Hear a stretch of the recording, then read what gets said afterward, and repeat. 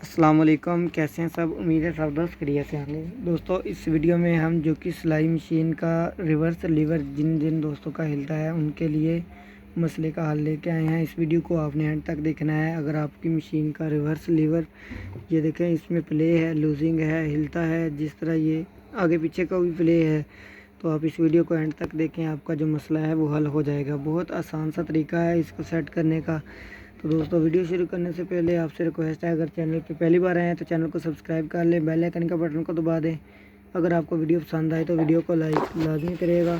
और जिन दोस्तों ने चैनल को सब्सक्राइब किया हुआ है उनका नहायत शुक्रगुजार हूँ कि उन्होंने बहुत ज़्यादा इज़्ज़त दी। तो दोस्तों चलते हैं वीडियो की तरफ। दोस्तों अगर आपकी मशीन का लीवर हिलता है तो आपने यहाँ से सबसे पहले इसके जो पेच है इनको टाइट करना है, इनको चेक करना है। इनको टाइट करने के बाद फिर आपने मशीन को उठा लेना है यहाँ से, जिस तरह मैं आपके सामने उठा रहा हूँ। ठीक है, उठाने के बाद यहाँ पे आपने गौर करना है। आपको रिवर्स के लीवर जहाँ पे जाके फिटिंग है, यहाँ पे एक पेच लगा हुआ ये वाला नज़र आएगा। ठीक है, इस पेच को आपने टाइट करना है अच्छे तरीके से। ये देखिए ये लूज़ है, जिस वजह से रिवर्स लीवर जो हिल रहा था। ठीक है, यहाँ से ये वाला ये पेच देखें, ये फ़िलहाल लूज़ है, तो हम इसको टाइट करेंगे। इसको टाइट करने के लिए आपने सबसे पहले यहाँ पे इस तरह, यानी कि साइड रोक जो इस तरफ ले वो उसको यहाँ से पहले इसको दबा के वो निकालनी है, फिर इसको टाइट कर देना है। ठीक है, अब यहाँ से इसको जिस तरह मैं आपके सामने टाइट कर रहा हूँ इस तरह ये पेज